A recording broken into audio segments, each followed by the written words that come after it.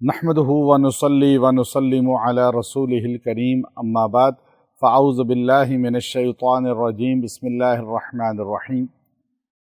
حضرت مولانا عبد الواجد صاحب رحمۃ اللہ علیہ جو ڈسٹرکٹ خطیب ایبٹ آباد تھے اور اللہ رب العزت کے ہاں وہ جا چکے ہیں، اللہ تعالیٰ ان کی مغفرت کاملہ فرمائے، انا للہ و انا الیہ راجعون۔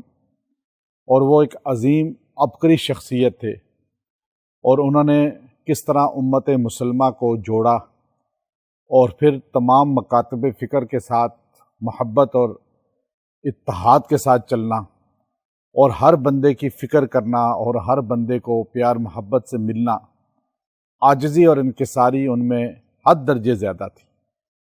ایبٹ آباد کے ڈسٹرکٹ خطیب ہوتے ہوئے ہر جگہ پہنچ جاتے تھے، دور دیہاتوں میں بھی جا کر لوگوں کی سرپرستی فرماتے تھے، شفقت فرماتے تھے۔ ابھی علیل ہوئے شفا انٹرنیشنل میں ایڈمٹ تھے ICU میں، تو ہمارا رابطہ ان کے گھر کے ساتھ رہا اور باقاعدہ ان کے بیٹے جو ہے ان کے ساتھ ہمارا بندہ رابطہ کرتا تھا کہ میں نے چاہا کہ میں حاضری بھی دوں، لیکن چونکہ ICU تھا تو انہوں نے کہا آپ دعا کریں، انشاءاللہ اللہ ان کو شفا دے۔ تو ہم بلکہ خانقاہ قریشیہ میں حضرت چاہ رہے ہیں کہ آئیں گے، چونکہ بڑی محبت فرماتے تھے۔ اور میں جب ایبٹ آباد مولانا خورشید صاحب کے ہاں کچہری میں بیان تھا تو حضرت نے خود میرا تعارف کرایا، وہاں میرے بڑی شفقت فرمائی اور مجھے کہا کتاب کی اجازت بھی دیں، اور ہر لمحے ساتھ رہتے تھے۔ پھر پٹن کلا میں بیان میں تشریف لاتے رہے۔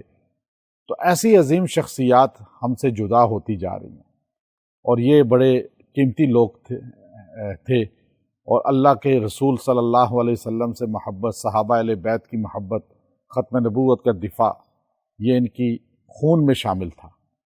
ہمیں بھی ان کے مشن کو آگے لے کے چلنا چاہیے۔ ان کی اولاد سے تو میں باقاعدہ طور پہ تعزیت کرتا ہی ہوں، لیکن ان کے چاہنے والے، ان کے ملنے والے، ان کے نمازی، ان کے دوست احباب اور ان سے تعلق والے علماء سب سے میں تعزیت کرتا ہوں۔ اور انشاءاللہ میں ابھی ملائیشیا سے جیسے ہی واپس آؤں گا، کیونکہ میں اس وقت دورہ ملائیشیا پر ہوں، جیسے ہی واپس آؤں گا تو میں حاضری بھی دوں گا مرقد پہ بھی، اور حضرت کے گھر میں بھی تعزیت کے لیے حاضر ہوں گا۔ اللہ تعالیٰ ان کی کاملہ مغفرت فرمائیں، ان کو جنت الفردوس میں اصحاب رسول صلی اللہ علیہ وسلم اور تمام اہل بیت کا قرب عطا فرمائیں۔ وآخر دعوانا ان الحمد للہ رب العالمین۔